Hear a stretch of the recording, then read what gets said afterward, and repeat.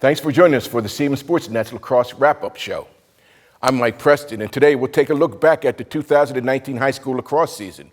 We'll talk with the Westminster boys and girls coaches and show you some of the best highlights from the teams from the regular season and their journey on the road to the state championships. But first, Megan Woodward, sports reporter with the Carroll County Times, is here to give us an overview of the entire high school lacrosse season. Thanks, Mike. In boys lacrosse, Century went 5-1 in county play, with its lone loss coming against Westminster. The Knights' defense allowed 5 goals per game against Carroll foes.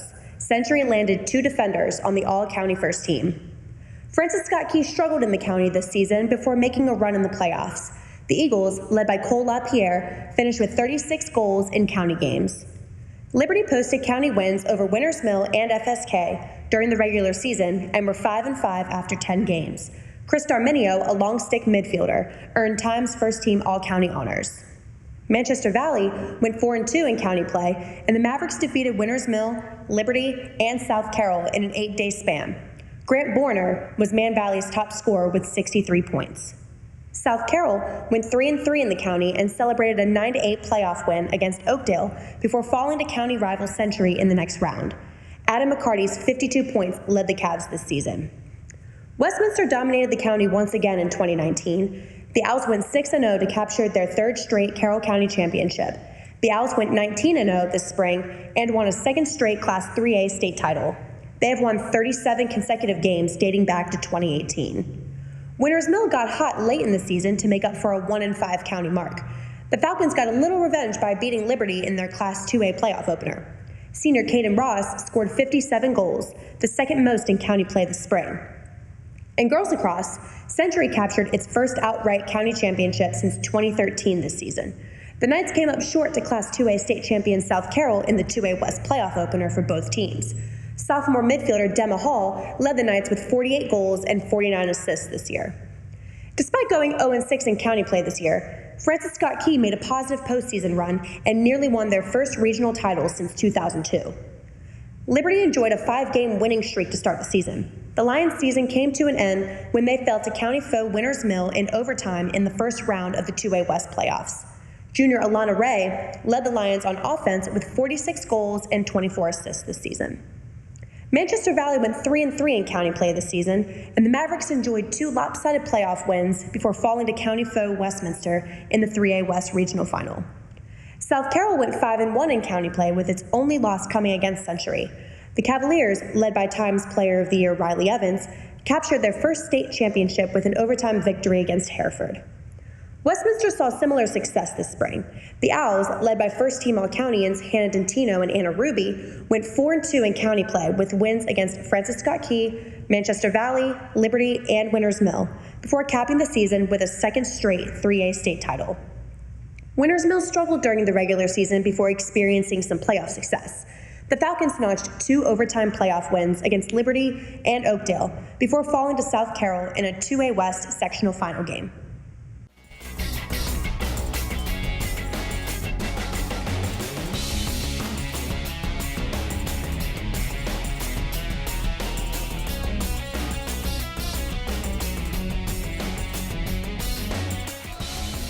Early in the season, Westminster boys lacrosse played Kent Island, always a tough physical opponent.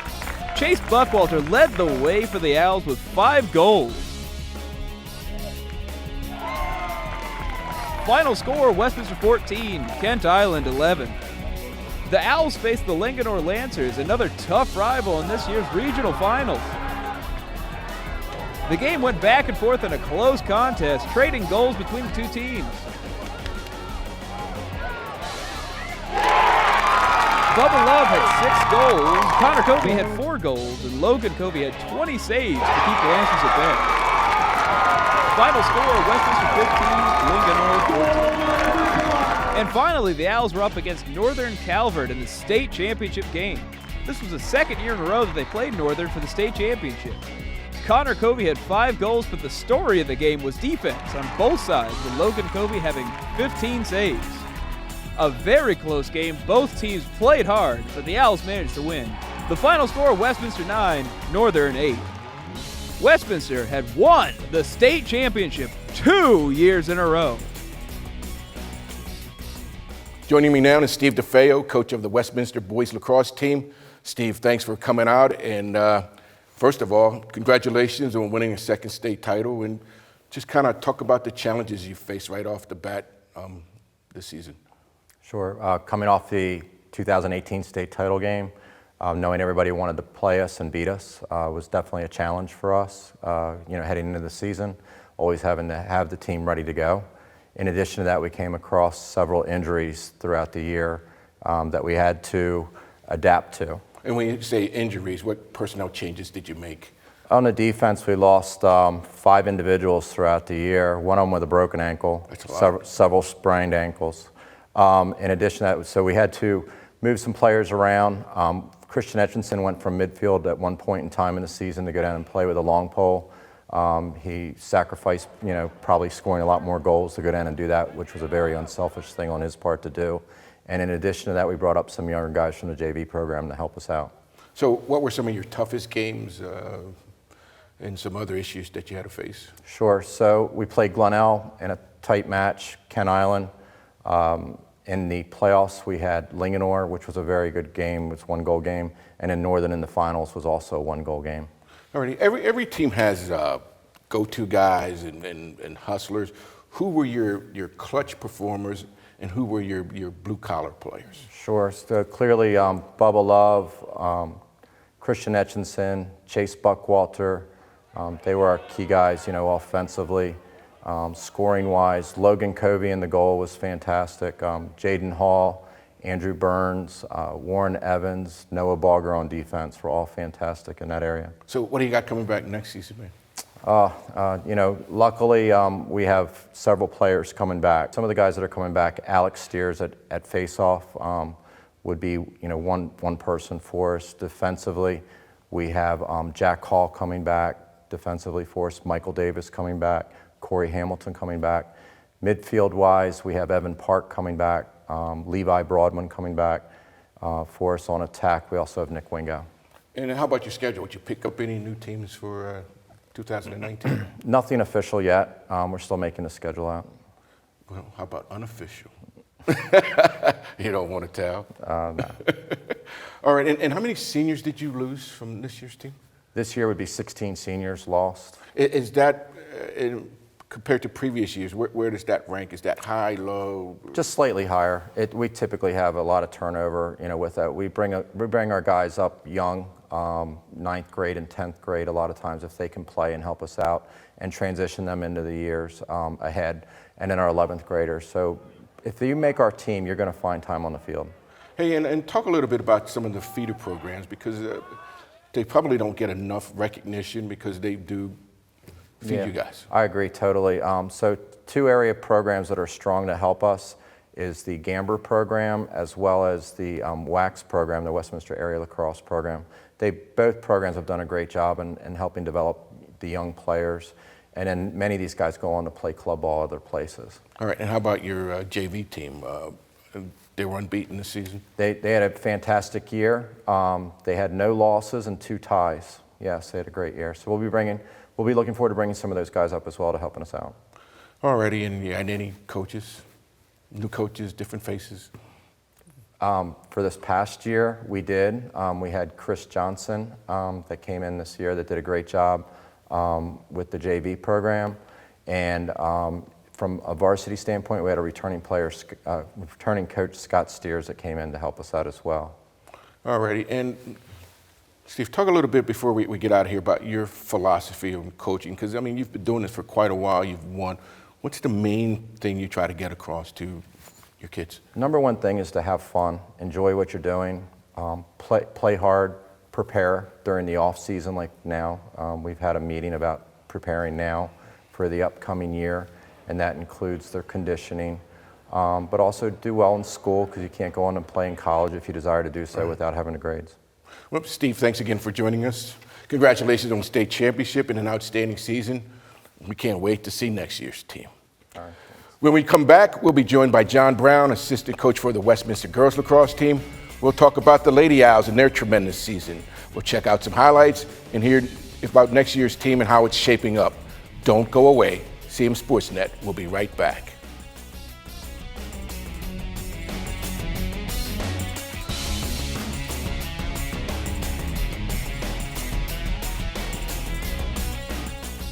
What does it take to cover local high school sports? It takes staff and volunteers, equipment, training, and community support from people like you. You can help by making a donation to the Community Media Center today. Your gift is an investment in our community, our schools, and most of all, our student athletes. We want to expand our coverage to include both boys and girls sports, but we can't do it without your help. So please, make your donation today and help us bring high school sports to every screen in Carroll County.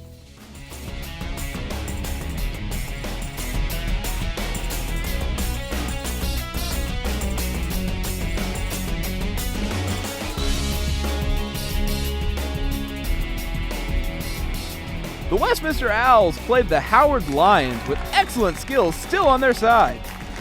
Owl goal by number 22, Chloe. Both Chloe Sedler and Hannah Dentino leading them with 4 goals apiece.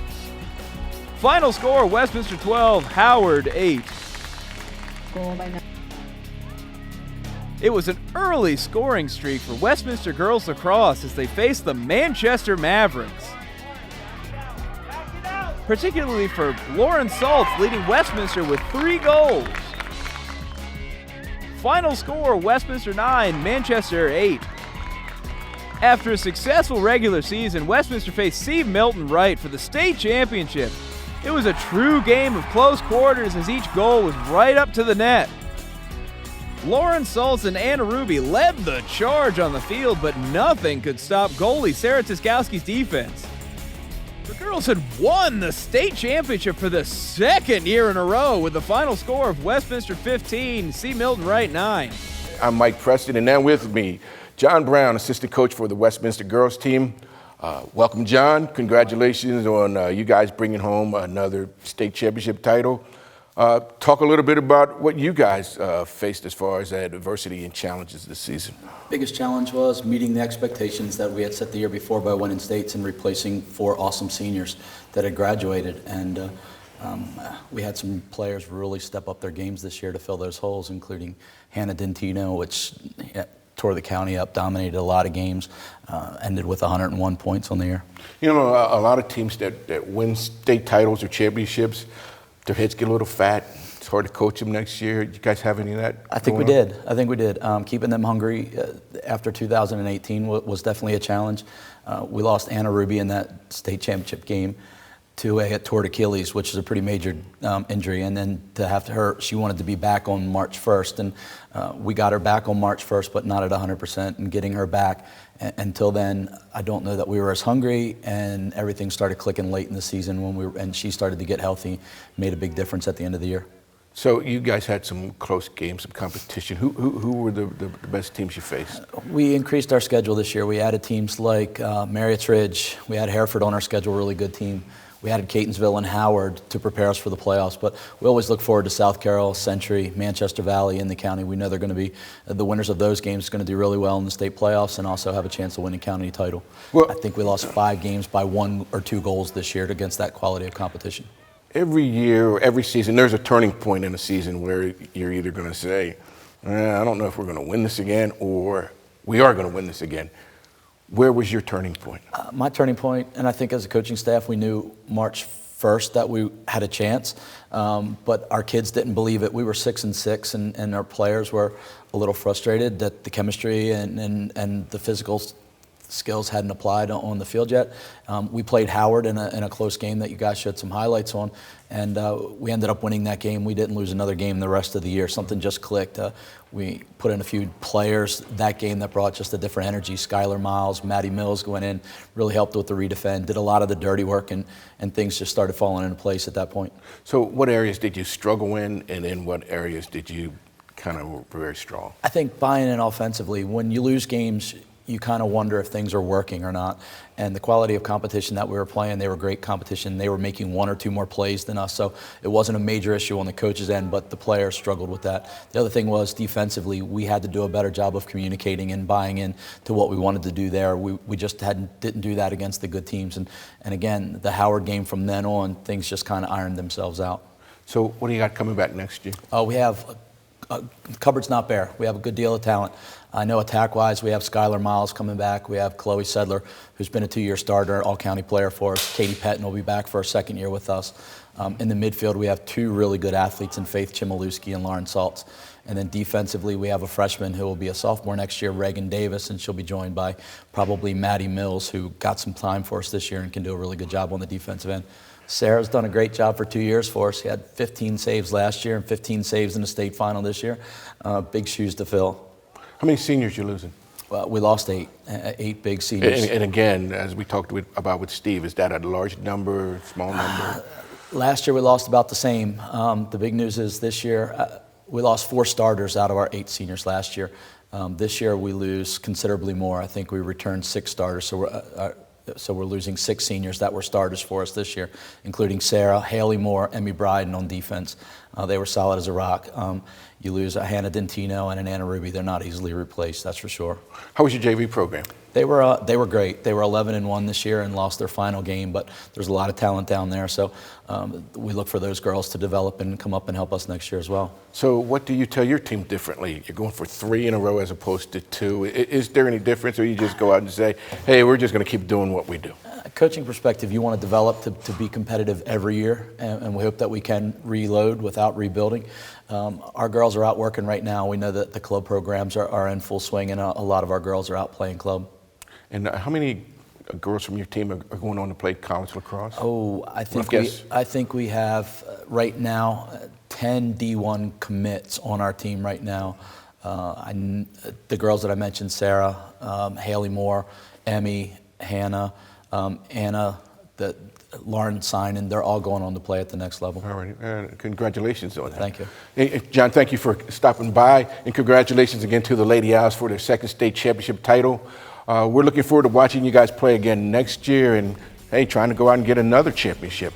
Coming up after the break, Megan Woodward from the Carroll County Times is back to talk about high school lacrosse postseason with more exciting highlights from the playoff games. Plus, Ebony Preston Laurent, U.S. Lacrosse Director of Diversity Inclusion, will tell us about the efforts underway to increase diversity in the sport. So stick around. CMSportsNet is coming right back.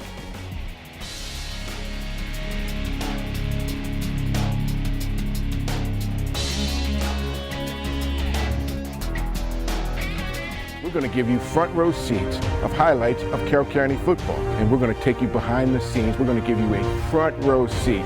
We're going to take you places that no one else can take you. But we need your help.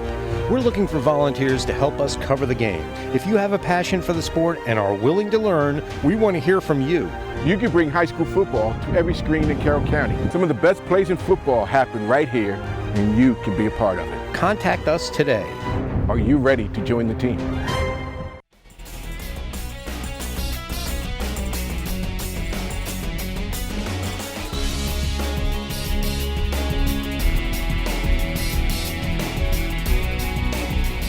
Welcome back to CMSportsNet. I'm Mike Preston. Well, this season, Carroll County's lacrosse teams were on fire with multiple schools bringing home state championship titles. Here to talk more about the postseason is Megan Woodward from the Carroll County Times. Thanks for joining us, Megan. Thank you. Talk about where Carroll County is compared to other counties in the state as far as lacrosse, please. I'll definitely say that, I think I've been a little blessed to cover Carroll County lacrosse. Where I'm from, lacrosse is not very popular. But I think when I came here, I've really been able to see the raw talent that comes from this county. I mean, we've had, in the 4 springs that I've been covering lacrosse here, I've seen 4 different girls teams win state championships. I've seen Westminster's boys and girls repeat twice. I think it's a really special thing because I'm really not sure if that happens very often around the state, and I just think it's a really special thing coming out of Carroll County because lacrosse isn't an easy sport to play, and these kids make it, they make it look easy, and I think it's special to see these kids progress in the way that they do from this county. So, watching the boys play, what were some of the highlights that you enjoyed talking about and writing about from the boys team? I think The first things that come to my mind are, obviously we had two boys teams playing for state championships this spring. We had Century boys playing for the 2A state title game. It was their first time there. They played Glen Elg, and unfortunately they lost. But it was a really good game against a really good Howard County team, and watching their playoff run was really great because in the regular season they only had one county loss, and that was to Westminster. They just rolled, and then getting to that state final was really important for that program. I know a lot of their kids were really impressed with the way that they played and got there all season. Westminster boys, of course, they're on a 37 game win streak dating back to 2018. Repeated as 3A state champions, and it was really special watching them too because they played a lot closer with Northern Calvert this year than they did last year, right. And being able to cover both of those games was really interesting to see them reap the benefits of the work that they've been putting in for these last couple years. Well, and how about the highlights of the girls team? Then again, we had two girls teams playing for state championships this year as well. You have Westminster girls, of course, they repeated as well. They have a lot of great talented players from freshmen all the way up to seniors. And then you have South Carroll, who played for the 2A state title game, and that was extremely exciting to be there to cover that. They beat Hereford 10-9 in overtime. Hereford hadn't lost a game all season up until that point, and South Carroll, one of their players, Shannon Finch, scored in overtime with 12 seconds left to give them that first state title, and it was really special for me to cover it, and I'm sure it was special for the program too. Well, Megan, thanks for joining us and letting us know about the season. Lacrosse is among the fastest growing sports in the country. U.S. Lacrosse, a national organization focused on developmental of the sport, sees no boundaries when it comes to expanding the reach and impact of the sport.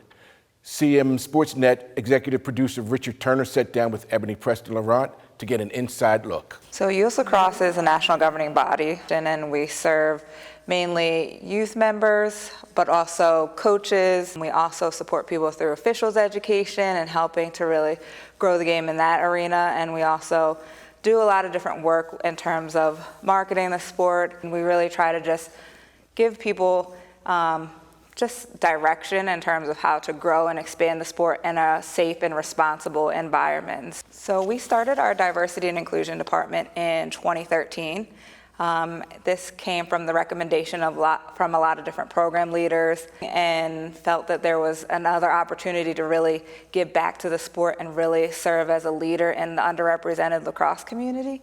It's important because our department serves as the voice for a lot of these groups across the country that may not typically have a seat at the table. We work closely with a lot of different underserved groups across the country to really understand what their challenges are, really advocate for them, to help support them and really help their programs or their initiatives flourish so that the next generation really has a footprint in this sport and they grow to love it as we all have. People don't know the history of our sport and where it stems back from. And, it's a game that was brought to us by Native Americans, and we want to always honor that tradition and honor their heritage. And so when we created this Native American advisory group, we had a lot of that in mind. But we wanted to really sit down at the table with prominent leaders in their community to determine, how can we support what you're doing? How can we support other groups? What does that look like for you? As I've grown to get into coaching and still volunteer coach in Baltimore City, which I love. Now it's great that every day my job is to give back to people that may not think this game is something that they could be a part of, and allowing them the outlet and the opportunity through some of the programs that we run to create that impact has been really important for me. And it's really special to kind of see a lot of these different groups that we work with say, we couldn't have done this without the support of U.S. Lacrosse. For more information, check out the U.S. Lacrosse website at uslacrosse.org. When we come back, we'll sit down with Dr. Dave Dolch, Supervisor of Athletics for Carroll County Public Schools, and talk to him about some big changes coming to Carroll County that will impact all high school sports, not just lacrosse. We'll tell you all about it when CMSportsNet returns. Looks for an open teammate. There's a pass, and it hits the ground, but number 6, handed to Dino. recovers the balance and turns it into a goal. Connecting people to their community. That's what the Community Media Center is all about. We help members share their voice by giving them access to the training and tools they need to tell their story and share it across the county or around the world. And when you become a media maker, you can join with other members to create studio productions that showcase the people and organizations that are making a difference right here in Carroll County. Become a media maker today and start sharing your story.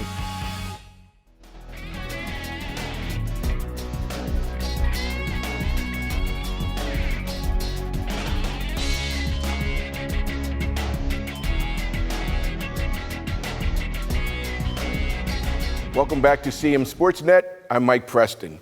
Carroll County sports have been reclassified, and those changes will start this year. Here to tell us what that means is Dr. David Dolch, Supervisor of Athletics for Carroll County Public Schools. Dave, thanks for joining us and talk about what reclassification means and the impact it will have. Mike, it's going to be an exciting year in 2019 and 20 across the board in the state because all sports, and in Carroll County we participate in 22 different sports, will be classified by sport, so it'll be equal across the board, 1A through 4A in each classification, where rather than being classified by the enrollment at the school, they're classified by enrollment by the sport and a number of teams across the state who participate in that sport. So that will be fair, equal across the board, from field hockey to football to lacrosse to baseball, and it's going to be an exciting time for Carroll County. In addition to that, there will be a reshuffling of the deck after the second round of the playoffs, and when you get to the quarterfinals, the final 8 in every sport, they'll be classified 1 through 8 based on their regular season record and performance. So from there, we'll get to the really exciting games as we get deep into the playoffs. So does that help Carroll County, or where does that leave you guys at? I think it absolutely helps Carroll County. You know, we're coming off a year where we won 6 team state titles in different sports with 3 high schools. However, I think classifying teams by sport makes it fair and equal across the board. And I think the excellent sports that we have across the board in our county will really begin to shine as we reclassify at the quarterfinal level. In addition to that, in the sport of football, there's double the number of teams that are going to be in the playoffs next year with a 9-game regular season and 32 teams at each classification in football. That's going to be exciting to see.